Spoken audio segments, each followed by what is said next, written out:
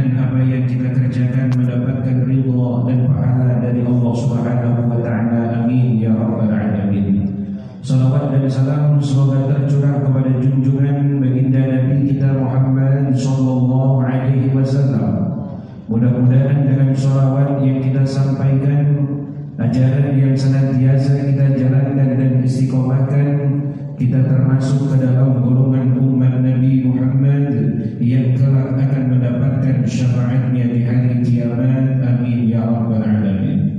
Hadirin jamaah yang dimuliakan oleh Allah Subhanahu wa taala, sebelumnya saya minta keikhlasan dan juga sedekah Fatihah dari para hadirin sekalian yang dihadiahkan untuk adik ipar saya yang kemarin kira-kira jam 3:30 waktu Jakarta dipanggil oleh Allah Subhanahu wa taala.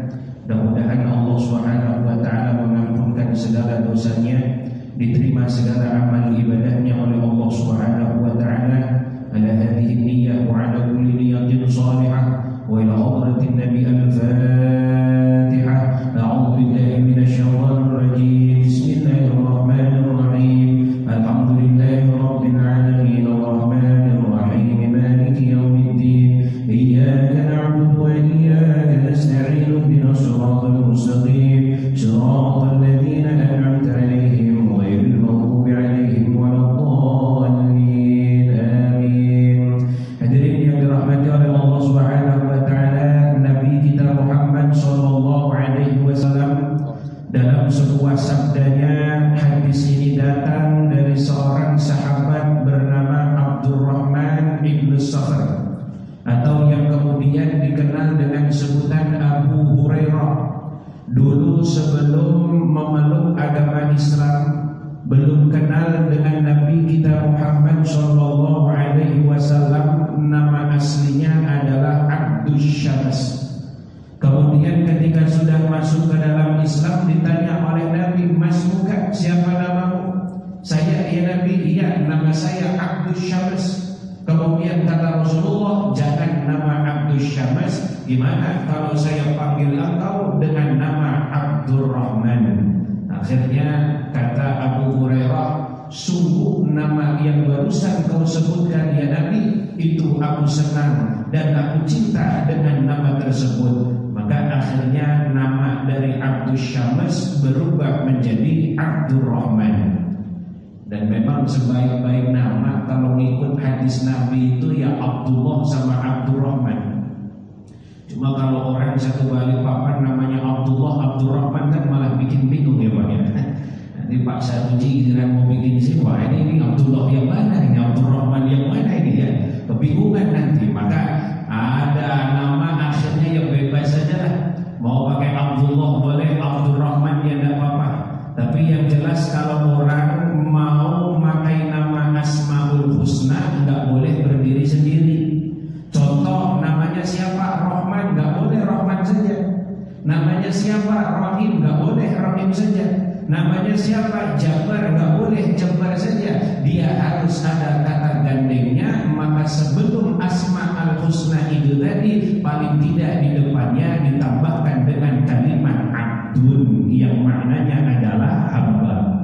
Nggak boleh pakai nama kepunyaan juga nggak boleh. Contoh, yang harusnya Abdurrahman depannya bukan Abdul, malah pakainya Du. Du itu menunjukkan kepada kepemilikan. Siapa namanya? Dzurrahman, nggak boleh namanya Dzurrahman. Kenapa?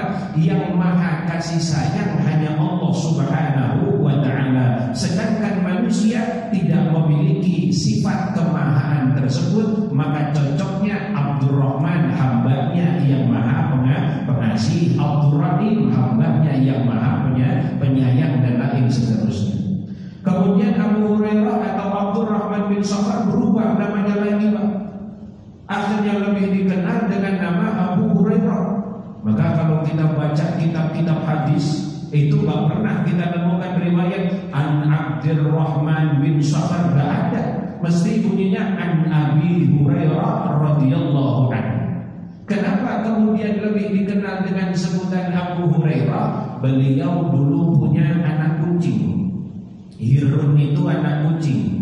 Kalau kucing yang sudah besar senangannya masuk ke dalam rumah nyolongin ikan kita, itu namanya kitun. Jadi ada kitun itu kucing yang udah gede. Kalau anak kucing namanya hirun. Ada yang lebih parah Pak, bukan kitun. Ini bukan cuma ikan, di rumah semua digondol sama dia. Ya, kucing garong namanya. Nah, ini lebih bahaya lagi. Maka sejak saat itu karena senangnya dengan yang namanya anak kucing, akhirnya dipanggil namanya Abu Hurairah, dari kata Abu dan Hirun. Karena di depannya ada Abu, maka dia penisbatan harus ditambahkan, harus ada tambahan huruf tak marbutah di belakangnya. Jadilah Abu Hurairah, maksudnya bapaknya kucing. Nah, sekarang kan juga ada orang pakai nama depannya Abu, nama anaknya Ali, depannya Abu Ali, maksudnya bapaknya si Ali. Abu Hasan berarti bapaknya si Hasan. Abu Husain berarti bapaknya si Husain.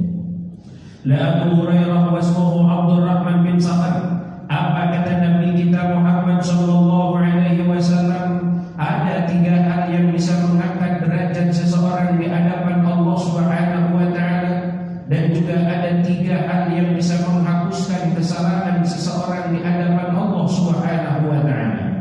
Walamad darajat, adapun 3 hal yang bisa meninggikan derajat seseorang. Yang pertama, fa ifsya'us salami, yakni orang tersebut gemar menebarkan salam. Ay idharus salami bainan nas bi an tusallima ala man araftahu wa man lam tu'rifhu. Hendaknya orang tersebut senang menebarkan salam baik kepada orang yang dikenalnya atau kepada orang yang tidak dikenalnya. Kalau di Mekah, Arab Saudi, Madinah, ini hal yang biasa.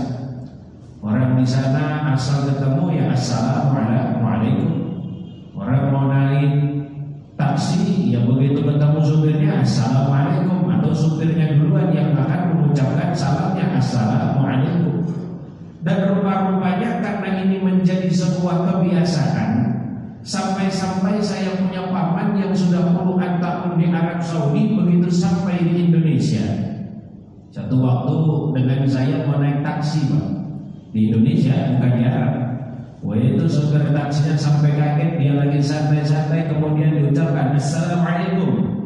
Karena apa? Menjadi sebuah kebiasaan ifsa'us salam yang tidak lain dan tidak bukan merupakan ajaran daripada Nabi kita Muhammad sallallahu alaihi wasallam. Tidak hanya sekedar mengucap assalamualaikum, tapi kepada yang lebih esensinya, kepada yang lebih substansialnya, yakni sanggup untuk menebarkan kedamaian di mana dia tinggal, sanggup menebarkan ketenangan dan juga kecintaan tempat di mana dia sedang tinggal, bersosialisasi dengan baik, tidak pernah jahat kepada orang-orang yang lainnya, tidak pernah dia menyakiti orang-orang yang lainnya. Singkatnya, dia tinggal di satu wilayah, dia tinggal di satu daerah, sanggup menjadi penerang untuk daerah tersebut. Dia sanggup untuk menjadi cahaya yang keberadaannya akan menjadi manfaat, yang ketidakberadaannya maka akan dicari oleh kebanyakan orang dan juga kebanyakan manusia.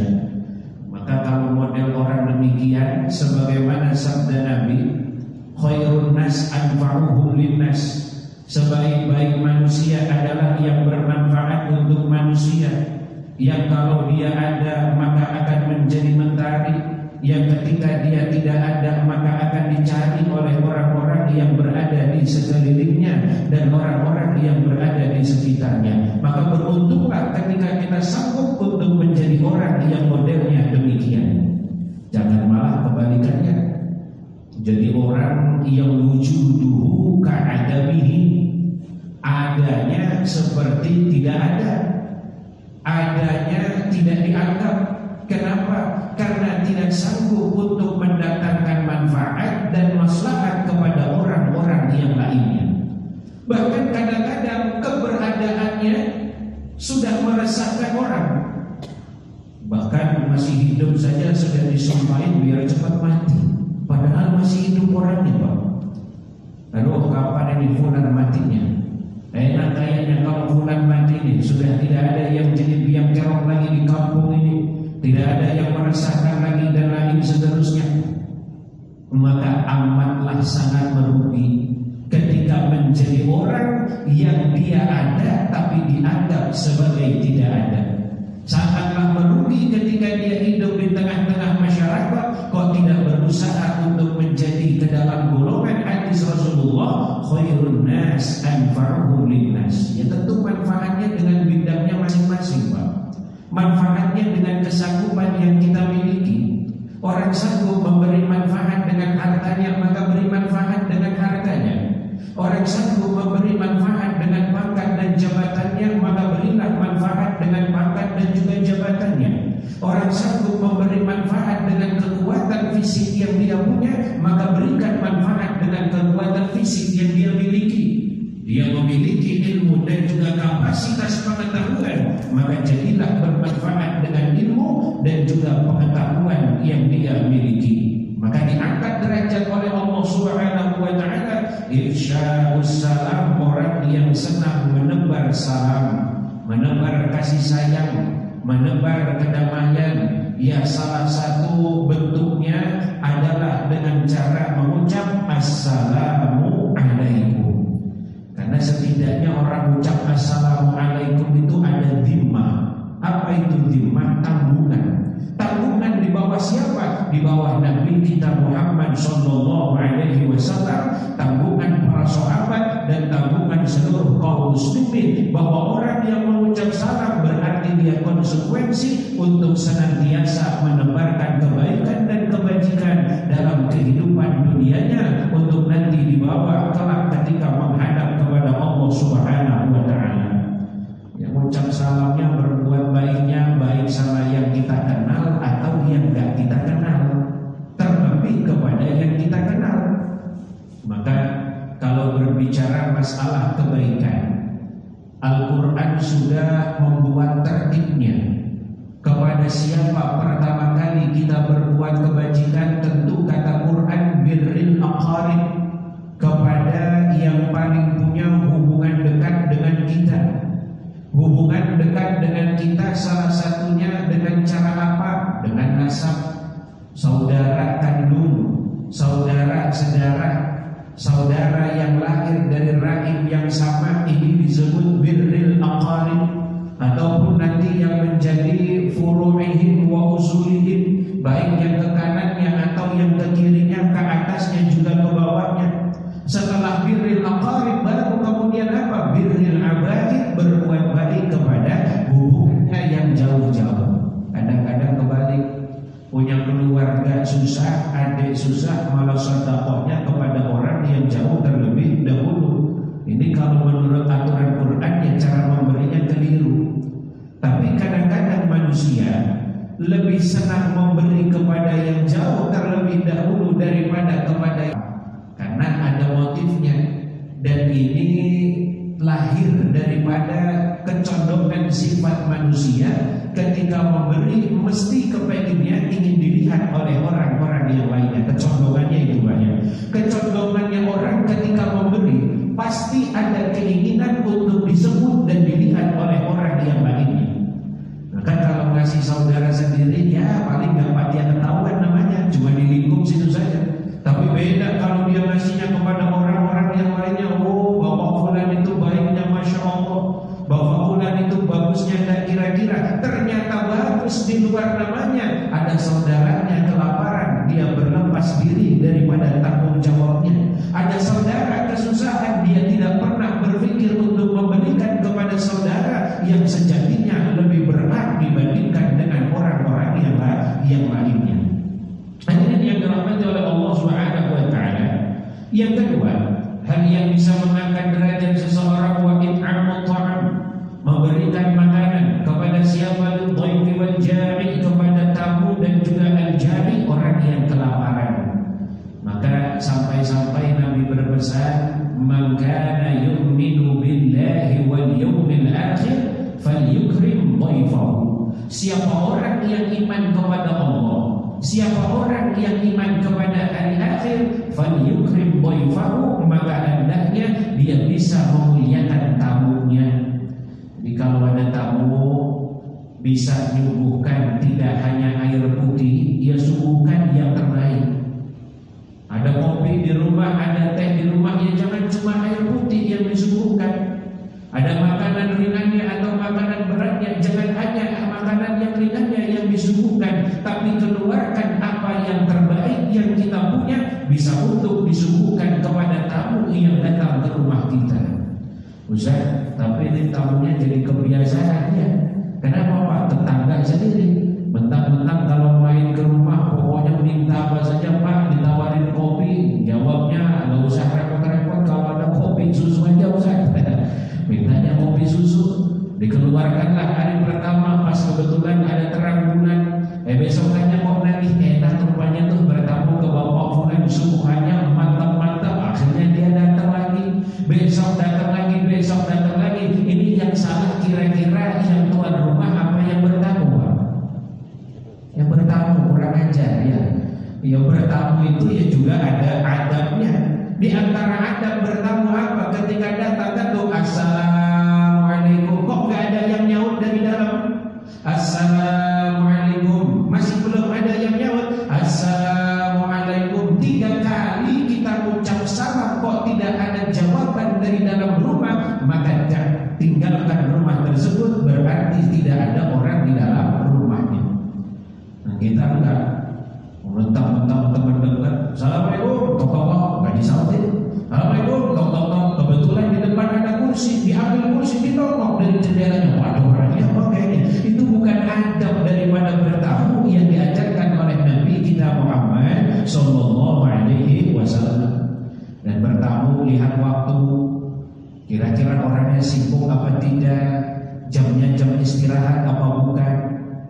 Ustaz, kita harus kayak Nabi Ibrahim dong. Itu kan Nabi Ibrahim, kita bukan Nabi Ibrahim.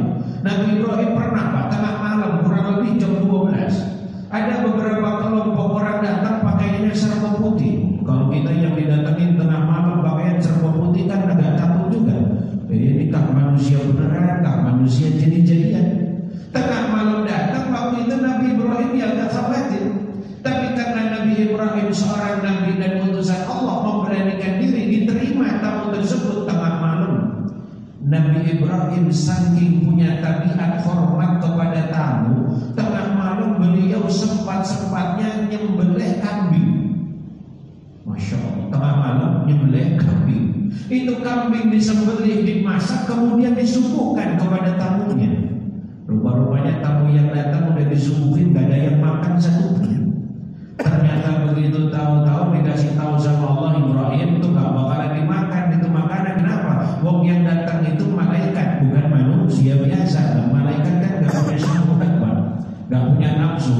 Nah, dikasih sate kambing yang hitam aja dia, dikasih sop konro ya juga gak disentuhnya, dikasih gulai ya juga paling dipantengin saja. Oh ternyata malaikat. Saya hampir khawatir jangan-jangan suguhan yang kurang baik sampai tidak mau memakannya. Ternyata yang datang adalah malaikat. Kok gak mau Ustaz? Padahal udah nyamar jadi manusia. Ya tetap dasarnya malah malaikat, gak punya syahwat, gak punya hawa nafsu dan juga keinginan. Lidhaifi, ngasih makan kepada tamu. Yang kedua, wajari kepada orang yang kelaparan. Masya Allah. Maka dalam hadis Nabi yang lainnya, di antara ahabbul ibadi ilallahi ta'ala, hamba yang dicintai oleh Allah salah satunya siapa? Mereka yang punya tabiat, yang punya sifat, punya kebiasaan, wa yatrudu an hujuan, menghilangkan rasa lapar dari orang-orang yang kelaparan. Masya Allah. Jadi bapak punya kelebihan rezeki ya, senang-senang meraktir, itu ya ajaran Rasulullah. Jangan kepengennya ditraktir mulu, kepengennya dikasih mulu, kok sekali-kali ngasih, sekali-sekali meraktir. Kalau ngajakin makan giliran bayar pulang duluan dia. Ayo makan, mana? Situ. Jogja istimewa umpamanya gitu ya. Begitu sudah selesai makan, sudah ya saya tak pamit duluan. Padahal dia yang ngajak makan, kirain mau membayarkan. Maka ngasih makan orang, baik yang kelaparan ataupun yang tidak kelaparan, ganjarannya besar di sisi Allah dan akan diangkat derajatnya oleh Allah Subhanahu wa taala. Kemudian yang ketiga apa? Wassalatu bil laili wan nasu niyamun, salat pada saat malam bangun sedangkan manusia semua pada tidur. Berat memang, orang pada tidur kita bangun. Jam berapa dia bangun? Ya boleh jadi bangun jam 3, jam setengah 4. Untuk apa? At-tahajjudu fi jawfil laili, dia melakukan ibadah tahajud fi jawfil laili, di penghujung malam, hala ghaflatin nas, pada saat di mana manusia ghaflah, semuanya lengah, semuanya terlena sebab karena apa? Fi ladzatin naumi, pada kenikmatan tidur yang sedang mereka lakukan. Orang ini bangun tahajud dia, sebagaimana Al-Quran firmankan, wa minal laili fatahajjad bihi nafilatan lak asa an yab'atsaka rabbuka maqaman mahmuda, dan dari sebahagian malam fatahajjad, maka bangunlah engkau untuk melakukan ibadah salat tahajud. Sebab karena tahajud ini apa janjinya Allah dalam firman tersebut? Asa an yab'atsaka rabbuka maqaman mahmuda. Nah, kalimat asa beda dengan kalimat saufa. Ketika seseorang mengatakan saufa itu yang kemudian boleh jadi cepat akan terjadi. Tapi ketika kalimat asa, maka boleh jadi ini butuh proses dan perjalanan yang cukup panjang. Maka nanti kesepakatan para ulama diangkat derajat oleh Allahnya ini kapan? Apakah di dunianya, apakah di akhiratnya? Jumhurul ulama mayoritasnya berkata akan diangkat derajatnya oleh Allah kelak di hadapan Allah Subhanahu wa taala, sebab dia senang melakukan ibadah salat tahajud. Tapi rupanya tidak jarang, Pak, orang yang dianggap baik, dipandang bagus, ditinggikan derajatnya di hadapan manusia, salah satunya juga sebab karena melakukan ibadah salat tahajud, karena ini bagian daripada janji Allah Subhanahu wa taala. Orang-orang tidur kita terbangun, orang-orang terlelap dalam tidurnya, kemudian seseorang bermunajat kepada Allah, meneteskan air matanya. Maka ada orang yang khusyuk ketika rame-rame, ada yang khusyuk ketika sendirian, dan juga ketika rame-rame. Ada orang yang khusyuknya kalau pas rame saja, ini lebih condong pencitraan kalau yang begini, Pak. Giliran rame dia khusyuk, jaga image, biar kelihatan baik, biar kelihatan bagus. Tapi kalau giliran sendiri, wah tingkah lakunya sudah tidak karu-karuan. Asal udah ada orang yang kenal, wah pokoknya sejadi-jadinya. Giliran imamin sholat, banyak jamaahnya, bacanya yang panjang-panjang. Giliran sholat sendirian yang dipakai cuma qul huwallahu ahad sampai qul a'udzu birabbin nas umpamanya. Ini khusyuknya rame-rame tapi enggak khusyuk dalam keadaan sendiri. Bagusnya kalau pas sholat jemaah, kalau dalam ilmu fikih itu ketika menerangkan tentang bacaan surah ketika sholat, mana yang paling utama? Apakah membaca satu surah yang komplit sekalipun tidak panjang? Apakah membaca ayat yang panjang tapi dia bagian daripada satu surah? Ada dua pendapat, kata Al-Imam Ibnu Hajar Al-Haytami, maka yang paling utama membaca satu surah yang pendek tapi komplit walaupun pendek. Kalau baca yang panjang ayatnya tapi dia bagian dari surah, itu dianggap kurang utama. Tapi ada pendapat kedua, kata Al-Imam Ar-Ramli, beliau katakan bahwa membaca ayat yang panjang dia bagian daripada surah, itu dianggap sebagai sesuatu yang utama. Tapi yang kayaknya potongan kayak kita malu pilih yang pendek ya Pak ya. Milih yang pendek, kenapa? Yang panjang gak hafal sih. Nah, hafalnya kan inna atau ina kal kautsar. Untuk milih cuma 3 ayat loh Pak ya. Dalam Quran itu anjurannya orang baca surah ketika sholat itu setidaknya 3 ayat. Ya inna a'tayna kal kautsar fasholli li rabbika wanhar inna syani'aka huwal abtar, 3 ayat. Ini kita kalau sholat sendirian kan muter-muter, ini yang kita baca ya. Inna a'tayna qul huwallahu qul a'udzu birabbil falaq qul a'udzu birabbin nas. Memang beda ayat yang lainnya. Ya orang cuma itu saja hafalnya, masih syukur alhamdulillah daripada enggak sama sekali. Maka sunnahnya itu sholat subuh yang dibaca itu paling enggak dari surah Al-Hujurat sampai amma yatasa'alun, kira-kiraannya itu. Al-Hujurat bawah terus turun ke bawah, apa-apa saja yang mau dibaca ya termasuk Al-Jumu'ah dan lain seterusnya. Itu subuh dengan duhur. Nanti kemudian kalau masuk waktu yang maghrib yang pendek-pendek ya jangan baca yang panjang-panjang. Ada Pak, saya masuk masjid sholat maghrib, Allahu Akbar, sholat maghrib Bismillahirrahmanirrahim, Ar-Rahman 'allamal Qur'an, khalaqal insan. Maghrib bacanya Ar-Rahman. Saya bilang ya kurang pas, panjang sih panjang, tapi juga jangan terlalu menyelisihi Rasulullah Sallallahu Alaihi Wasallam. Maghrib waktunya pendek, ketika maghrib Nabi malah lebih pilih surah yang pendek-pendek. Kenapa? Waktunya sempit. Isya biar waktunya panjang, tapi nggak dibaca Al-Baqarah oleh Nabi. Malah pernah ada sahabat baca Al-Baqarah dilaporkan oleh yang lainnya, Nabi kebangetan tuh orang.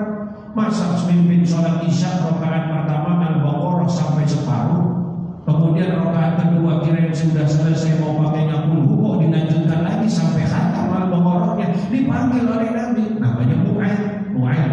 Tadi mimpin sholat isya, bana ya Rasul, kamu baca apa? Al-Baqarah ya Nabi. Dipikirnya Nabi senang, oh hebat kamu, santri saya bisa bacanya Baqarah. Sama Nabi malah dibilang, afattanun anta ya Mu'ad, afattanun anta ya Mu'ad. Mu'ad, kamu mau bikin fitnah di tengah-tengah Mu'ad, kamu mau bikin fitnah di tengah-tengah masyarakat. Jangan samakan semua orang dengan kamu. Itu makmum di belakang kamu tipikalnya macam-macam.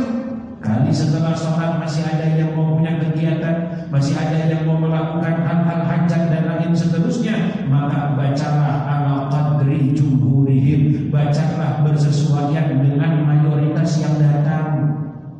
Jangan yang datang sepuh semua, diajak sholat yang panjang, betul mau berdiri saja sudah setengah mati umpamanya Pak, dengkul sudah gemeteran semua dia.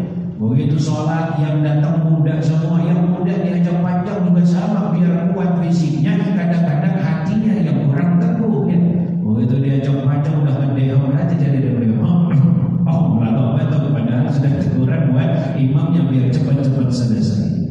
Wa amman kafaratu, adapun hal yang bisa menghapuskan dosa seseorang, ay allati adatuha al-dhanbu wal khati'ah, bisa menghapuskan kesalahan. Yang pertama apa? Fa isbaghul wudu fis shalah. Orang ini menyempurnakan wudu fis shalah bi fathataini, dengan difathahkan. Jamu sabaratin itu jamak daripada kalimat sabaratin. Jamaknya sabarat. Sabaratun, sabaratani, sabaratin. Bi fathin fasukunin, dengan difathahkan dan disukunkan. Ayin mamul wudu, maksudnya adalah menyempurnakan wudu fi waqti syiddatil maradi bi ayyatiya bi sunanihi.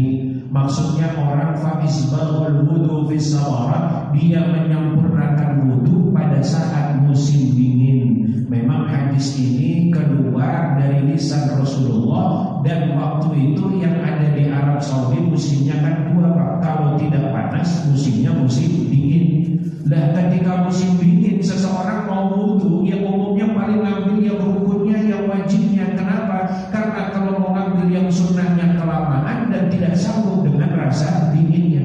Tapi kata Nabi, akan dihapuskan dosa dan kesalahan seseorang ketika dia berwudu, maksudnya sempurna, bisunanihi, dengan sunnah-sunnahnya wudu. Sunnahnya wudu apa? Banyak. Sebelum berwudu seseorang akan madmadah kumur-kumur, kemudian dia akan istinsyaq, memasukkan air ke dalam hidungnya, kemudian membersihkan tangannya di sela-sela jari jemarinya, kemudian sebelum dia memulai yahnya itu disela-sela lagi dengan airnya. Itu belum masuk kepada wudunya, masih kepada sunnah-sunnahnya wudunya. Maka seseorang yang menyempurnakan wudunya bisunani, dengan sunnah-sunnahnya, pada saat musim dingin, maka akan dihapuskan dosanya oleh Allah Subhanahu wa taala. Kemudian yang kedua, wa naqlul aqdami ila al-jama'ah, wa naqlul a'da'an, wa naqlul qadam, wa naqlul aqdam, memindahkan, melangkahkan kakinya ila al-jama'ah, kepada jamaah. Maksudnya pergi ke masjid untuk menunaikan sholat jamaah, maka ada penghapusan dosa dari Allah Subhanahu wa taala dari tiap langkah kaki orang tersebut. Dan dalam hadis Nabi yang lain memang telah dijelaskan bahwa setiap kali seorang berangkat ke masjid, dari tiap langkah kakinya akan diangkat satu derajat dan akan dihapuskan satu kesalahan. Kemudian ada yang tanya, Pak Ustaz, saya ke masjidnya nggak jalan kaki terus Pak, naik motor. Ayo bagaimana ini Pak? Padahal kan bunyi hadisnya naqlul aqdam. Nah berarti kalau dia naik motor, berarti tiap langkah kakinya, orang naik motor, ya maka para ulama mengkiaskan, tinggal disesuaikan dengan kendaraan apa yang dia pakai. Kalau umpama dia ke masjidnya naik motor karena agak jauh dari rumahnya, ya maka tiap putaran roda tersebut akan diangkat derajatnya oleh Allah dan akan dihapuskan dosanya oleh Allah Subhanahu wa Ta'ala. Jadi gak usah khawatir orang modern ya. Jadi jangan mentang-mentang waduh ini masjidnya jauh, kalau jalan kaki gempor juga saya ini umpamanya. Ini saya naik motor, tapi hadis Nabi bilangnya orang yang melangkahkan kakinya ke masjid lah. Sedangkan saya naiknya motor dari rumah, tidak memakai kaki yang dilangkahkan, maka hitungannya disesuaikan dengan putaran roda. Ketika dia mau berangkat ke masjid, maka akan diangkat derajat oleh Allah dan dihapuskan dosa oleh Allah Subhanahu wa Ta'ala. Yang ketiga dan terakhir, wadhiqam sholati ba'da sholat liusalliha fil masjid wa mithluhu intidhar kulli khairin. Orang menunggu datangnya waktu sholat kepada waktu sholat yang lainnya, maka ada penghapusan dosa dari Allah Subhanahu wa Ta'ala. Umpama bapak duduk di masjid sholat zuhur, kok nggak ada kegiatan, nunggu sampai datangnya waktu asar, maka duduknya di masjid dia untuk nunggu datangnya satu waktu sholat kepada waktu sholat yang lainnya, maka ada pengampunan dosa dari Allah Subhanahu wa Ta'ala, ada pengampunan kesalahan dari Allah Subhanahu wa Ta'ala.